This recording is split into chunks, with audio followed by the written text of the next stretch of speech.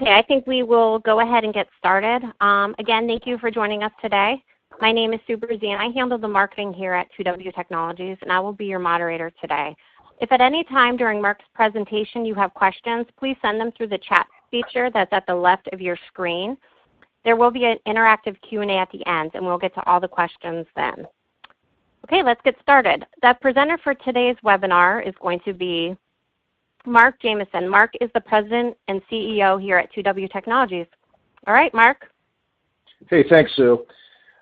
So before I get started, I just want to spend a couple of minutes talking about 2W Technologies. 2W Technologies, we're a certified Microsoft partner, and we're also a certified Epicor ERP partner. Those are our two lines of practices.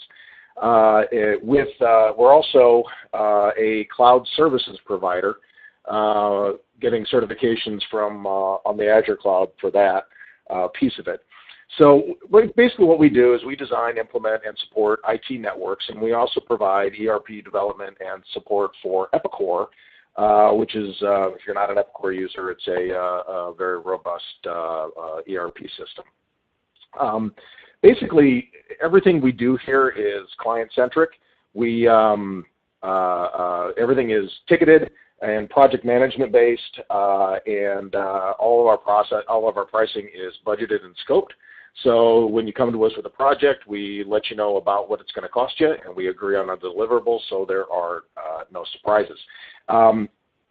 In reference to this particular topic, though, I think it's important to note that about 90% of all of our internal applications are cloud-based, and we are diligently moving to get that number even higher. I don't know if we're ever going to be able to get to 100% cloud-based applications, but we're certainly looking and working towards that. And so I'll use some of those examples. What we do internally here as we kind of work through this presentation.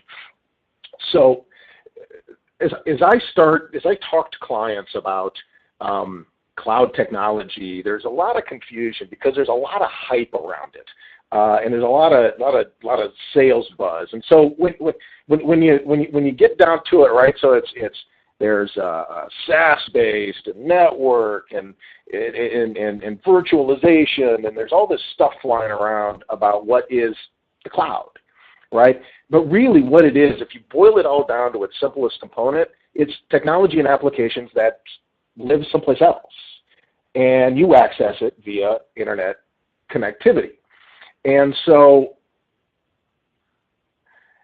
what I really want to try to do today is I want to try to break through kind of that confusion of cloud applications. I want to talk about the various practical cloud usage, and then how this technology will eventually make you more productive, and then ultimately what you need to look out for. Because the reality is you are going to be here. Eventually, this is the way that all software, all services, and all infrastructure will be delivered. Will be through some sort of cloud internet technology, cloud interconnectivity. So when you look at the cloud marketing message, this is the cloud marketing message. It's a big, fluffy, white cloud. Everything's fine. It's the beginning of new technologies and new way of doing things. It's going to make your life better. Birds are going to sing louder. But while this is a cloud, this is also a cloud. And this is what happens when you jump in to cloud technology without actually keeping your eyes open and looking to see what the benefit is that you want to get out of cloud technology.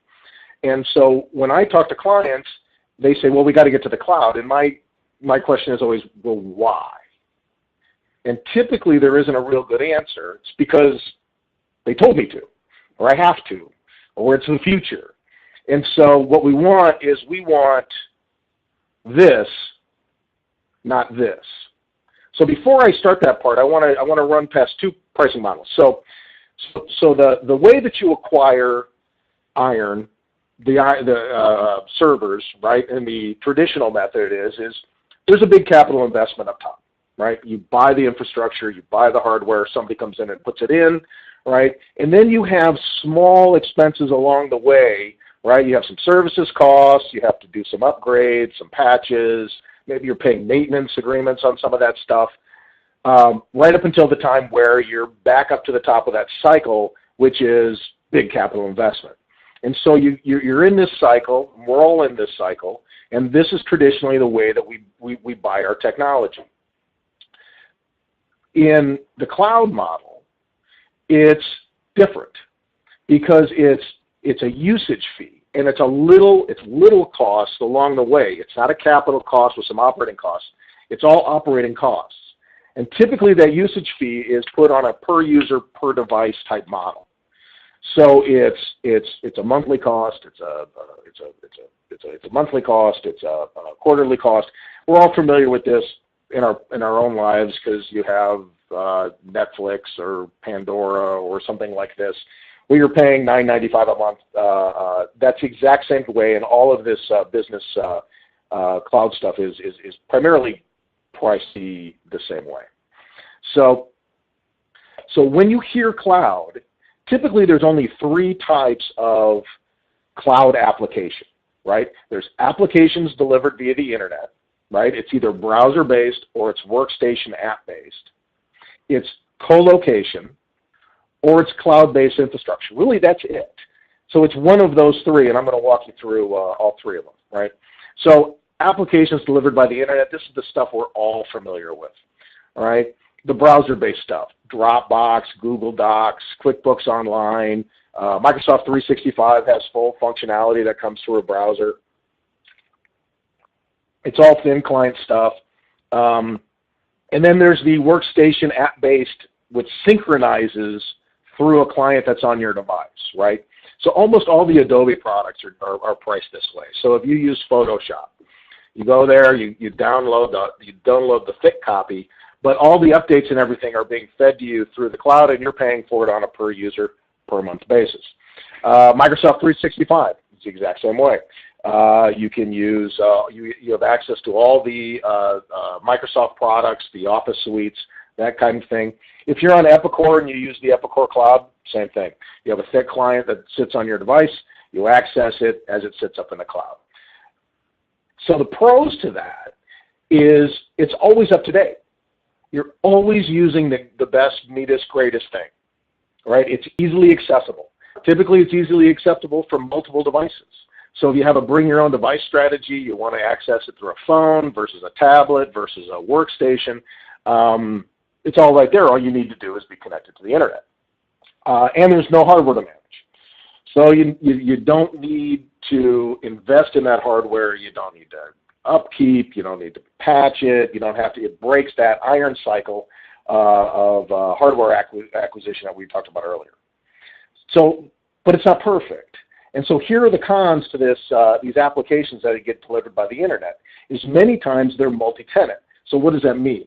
Well, a multi-tenant application is you're sharing the data through with everybody else who uses that. So it's on one system, if you will. Now that database is segmented, and you can't see other people's data, and they can't see yours, and there's all that stuff. But because you're sharing that database, you may not have independent access to your data. And so what that means is that if you want to do a third-party integration or a customization, you probably won't be able to do that unless you can work a way to replicate that data. So let me give you an example of that. So our ticketing system, if you've ever put a request through our help desk, you're familiar with our ticketing system. You get an email back. That thing is all cloud-based. We don't manage any of it except for the operation of the what you see and what our employees see. But that data is shared, and so we can't run reports directly off that database. We have to come through the application. So what we've done here is we've actually replicated that database to another cloud server, an Azure server, where we do report development off of that database. So there's some workarounds, some hoops we got to jump through to do that. We were able to do that with that particular product. but you may not be able to do that as you start to do this. So it kind of is what it is when you buy it. When you buy these applications, you kind of got to use it the way it is. So there's a lot of upsides. There's a little bit of downsides. It doesn't make it good or bad. It just kind of is. So colocation. So colocation is when your server sits someplace else. Now, I talk to clients all the time, and they'll say, well, yeah, well, our server's in the cloud. Okay. Well, really, what it is their server's sitting in a rack someplace else, and those people are managing, and they have to put up with it, and you're paying a fee for that, right? So, but the nice thing is there's no need for the place to put the servers. You can run as many applications on it as you want. If it's not a cloud-based application, you can load it on there. It's an on-premise type applications. You can run all that stuff. Essentially, all you're doing is you're just taking your iron and you're just giving it to somebody else to manage it. Okay. Now the cons to that is, depending upon your agreement with your colocation provider, that server may be shared with other companies, which gives you a lack of control, right? So to get access to that server, to put things on that server, you may not have the ability to do that. And you still have to manage it. Patches and updates to the software still need to occur. I'll give you an example of where we're using this internally. So our website is hosted at a co-location facility. And it's shared with a whole bunch of other websites that are there. Now, I can get into our website, and other people can get into their website, but I can't access that server directly. And I also can't get to that server myself. There's also, depending upon how you're set up, you may have connectivity issues, depending upon the security that your co-location provider has put around that. So there are some good and some bad, but that's all that is. That's co-location. So the cloud-based infrastructure, now this is really exciting. This is the stuff you'll read about. It's flexible infrastructure. So your servers, your domain controllers, that kind of thing. It's basically Amazon Web Services and Microsoft Azure are the big players in that business. It's quickly deployable. It's completely flexible. I'll give you an example. So if you want us to spin you up a server, in the iron cycle model, what you have to do is you have to go get the PO, place the PO, order the hardware, have the hardware sent to your facility. Somebody comes out, sets it up, stands up that server, and then you start loading those applications. If you were to call me today, I could stand up a server for you in the Azure cloud in under half an hour, and you would be running. And we could set it up to whatever specifications you want it to be. We can change those specifications. So where that's a nice application, let's say for an ERP system. Demands on an ERP system tend to happen later in the afternoon than they do early in the morning. And so if that's the case in your environment, we can actually pre-program that Azure server to have more horsepower or more processing power, say at 2 o'clock in the afternoon than we do at 8 o'clock in the morning. The other thing is that if you're not running a second shift and everybody's home by 6, you can just turn the thing off. Turn it off, and away it goes. We spin it back up at 6 in the morning, you come back in, your servers are running. And why that's important is that the pricing model on this cloud-based infrastructure stuff is actually priced more like a utility. So the more RAM, storage, throughput, processing power you want or you need, you pay for. And so once you get it down to a static environment, that's just a monthly cost. You know what it is. But if for some reason you need more horsepower for that particular server, for some reason, you call us up, bang, we literally go in, we make a quick change to your configuration, and you have more processing, you have more RAM, whatever it happens to be. Now, these are also servers, though. So even though it's cloud flexible infrastructure, they're still servers, and you still need to treat them like servers. You still need to update your applications. You can run anything you want on them. All your on-premise stuff can run there, but you still have to manage them like servers. You need to back them up. You need to do all that other stuff. So that's That's the cloud-based infrastructure. So how do you justify this stuff? Because it's really, really difficult.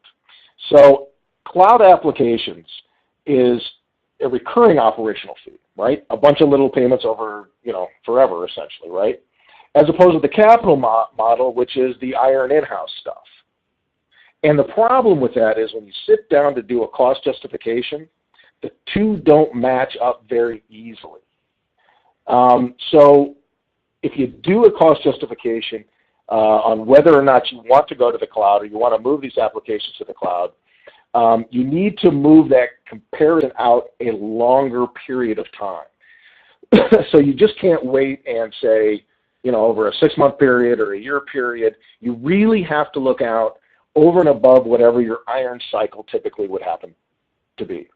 So I'm going to do a quick justification. This is just an example, and we're going to use Microsoft 365. So 25 employees, right? Microsoft 365 is about $15 a month per user, which is for 25 employees is $375 per month. Now, you get a whole list of advantages to 365.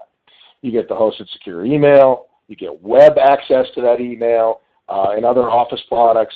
You get 5 instances of Microsoft Office for each user. You get mobile licenses, you get other applications, Skype for Business, SharePoint, OneDrive, storage. The list goes on and on and on.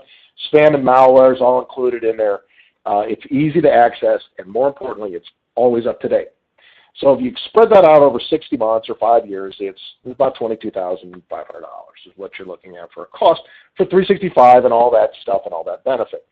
Now, if we look at an in-house email, right, so you have 25 employees over 60 months. Well, at some point in that 60 month, you're going to need a new piece of iron. You're going to need a server refresh, so that runs you about $12,000. If you buy new Microsoft Office licenses for everybody when they come out, that's about $5,000, about $200 a piece, times 2 over that period of time. There's $10,000. And then, of course, you have the care and feeding of your servers. You got patches and routine maintenance, and you got your IT guys coming out. And let's say that runs you $100 a month. So there's about $6,000. Right, so that's a cost over 60 months of about $28,000. And so, as you go through the cost justification, you need to look at this larger thing. Now, what you're going to say is, yeah, but you know what? We don't refresh our Microsoft Office licenses. We let people use all the old stuff, and when we only buy them when we get new people, or we don't refresh our servers, or we don't do those things. Right? Well, that's the problem, because you're not leveraging technology to your benefit. So you need to look at that, because that's the advantage that you get from the cloud. So let's talk about productivity, right? So when you move to the cloud and you have a cloud strategy, and what I mean is a cloud, it's a strategy. You just don't leap off the deep dive and hope there's water in the pool. Many IT problems that you have as you start to move to the cloud will simply go away.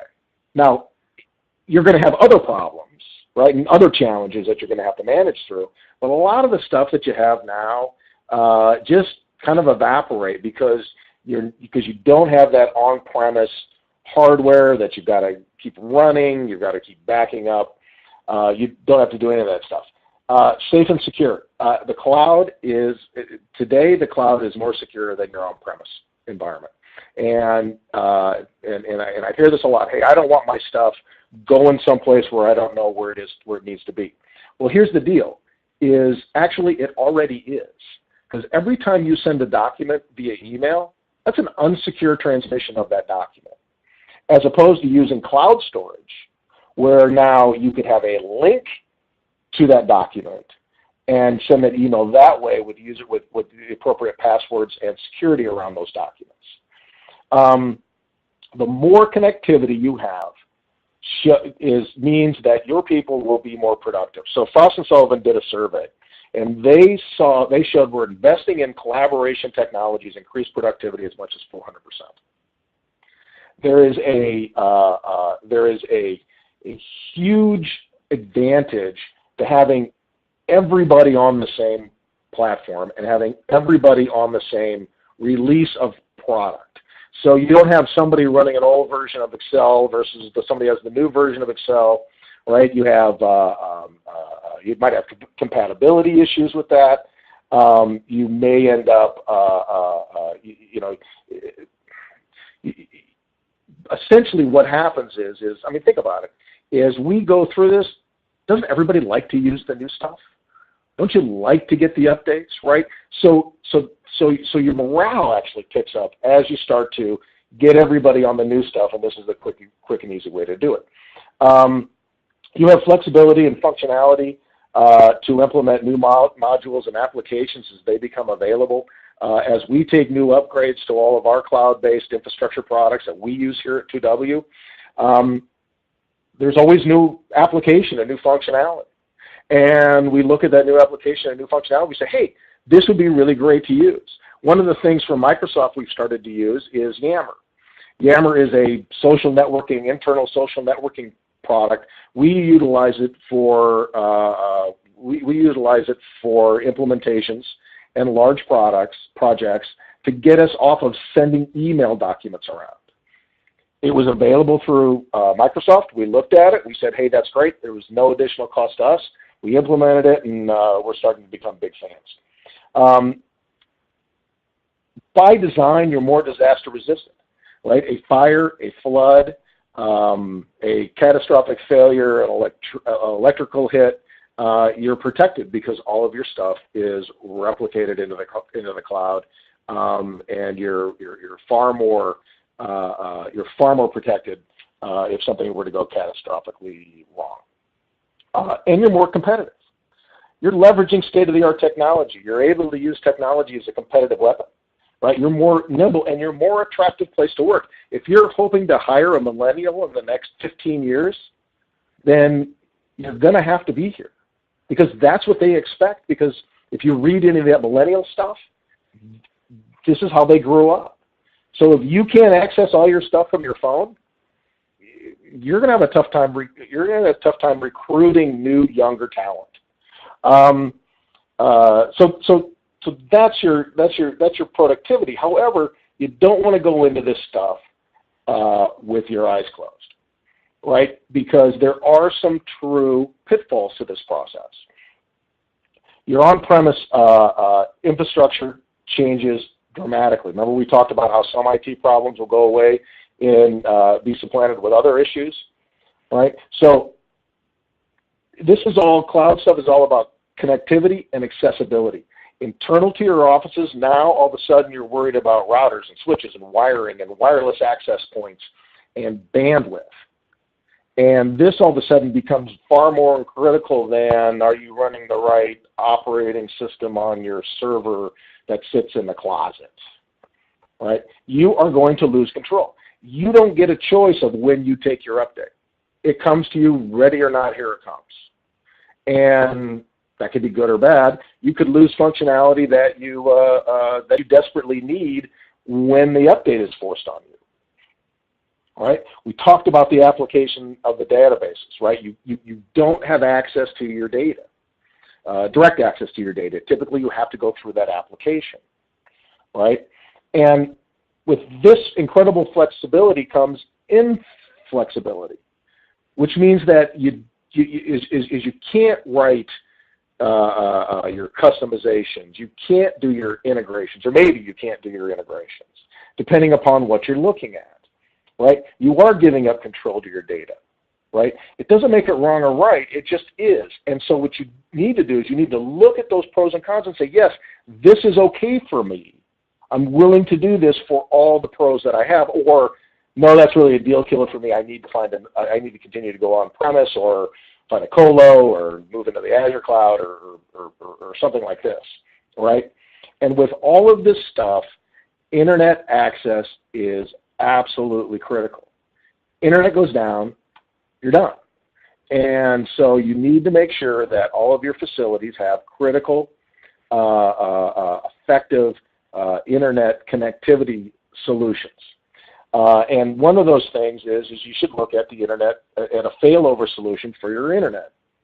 And they're not very expensive. We actually have one that we've started to market, that is, it's a device, plugs into your router, and if your internet goes down, it actually connects your network to cellular connectivity. And now it's slower. Your bandwidth is not as broad as you normally would have, but slower is better than dead in the water. And so so you need to look at your internet connection. You need to look at your bandwidth. You need to make sure you've got a recovery solution if your internet should go down, because the more reliant you are on the cloud, the more reliant you are on internet connectivity. So that's the sum of my presentation. If you're interested in learning more about our cloud programs, or you have questions about your cloud or the technologies, my information is there below. If you're interested in that device we talked about, that failover device, if you're on the webinar and you want to acquire it by the end of January, we'll waive the onboarding fee for you. So I'll turn it back over to Sue. All right, great. Thanks, Mark. Just a reminder, as we move into the question and answer session, if you haven't yet submitted your question, you can still do so using that chat function you see at the left hand of your screen. We'll keep that up until all the questions are exhausted. So, okay, Mark, here we go. Your first question. How do I know that I have appropriate internet connectivity to support a cloud application? So there's a couple of ways to look at it. The easiest way to do it is to go to one of the speed websites to run a speed test. And so if you go to speedtest.net or you just Google speed, you can actually put it on your phone. They've got a little app for that. And run it. What it'll do is it'll ping one of their servers, and then it will tell you what your throughput is. After that, assuming that you have appropriate throughput, what you really need to look at, though, is packet loss. Because what packet loss does is it creates latency as you communicate with your different servers. And we can help you with that if it's something that you want somebody else to take a look at. But just starting with a speed test is probably going to be your best bet. All right, great, thanks. Okay, next question. This is something I think our organization wants to do, but we aren't sure how to get started. Do you have any tips for us? Well, I think probably the first thing you'd want to do is look at your applications and ask the why question. Why do you want to do this? What benefit is this going to bring to you? Because if you don't have a why, then just because it's there doesn't necessarily mean you should. And so what I would do is I would look and I would say, okay, what benefit do I get from doing this, right? Does it bring me more flexibility? Does it bring me more? Does it bring me more functionality?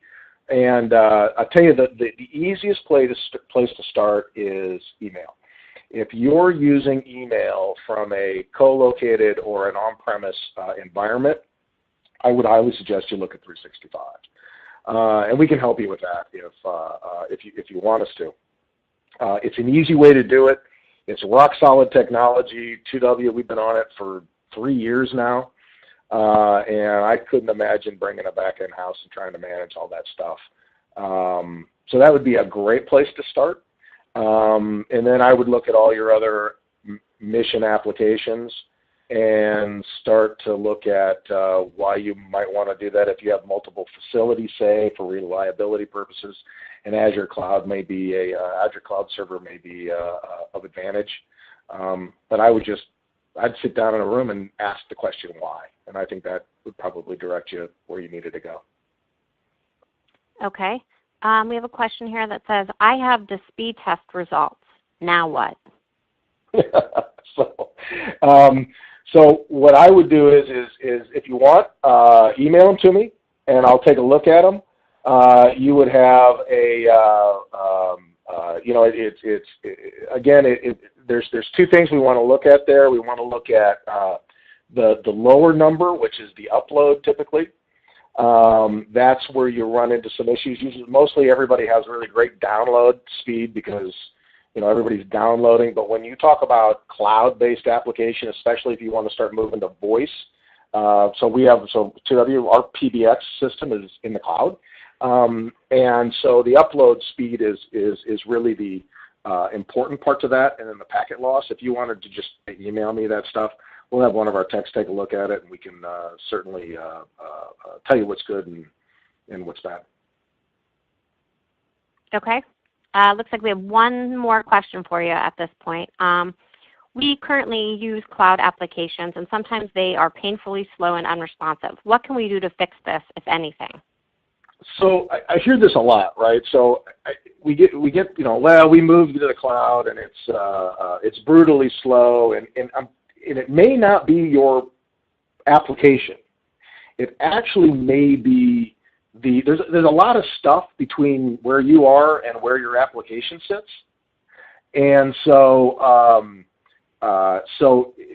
you know, for example, there's a snow day, and all the kids are home, and they're all playing Xbox and streaming Netflix. It may slow down your internet connectivity, and so depending upon how you're wired in, and so it really depends on how you're connected. Now, some of it may be your provider, or it might be your application provider, so that would be the first place I would start. But depending upon how you're connected, whether it's through VPN or just through general internet connectivity, it may be one of those things that you just there's not a whole lot you can do except for maybe increase your bandwidth or your throughput as the internet comes into your building. Okay, good. It looks like that is all the questions we have for you at this point. I want to thank everyone for spending time out of your busy day to join us. Just a quick note, we will be hosting our next webinar on Friday, January 17th at noon Eastern Time. The topic of that one will be how to make your Epicor SSRS reports pop. So if you want to go ahead and save the date, and we'll send you an invitation as we get closer to that date. If you have any additional questions or would like any follow-up information on anything Mark talked about or any related topics, his contact information is on the screen. Just go ahead and reach out to him, and we'll do what we can to help you out. Thanks again, everybody. Have a great day, and happy holidays to all.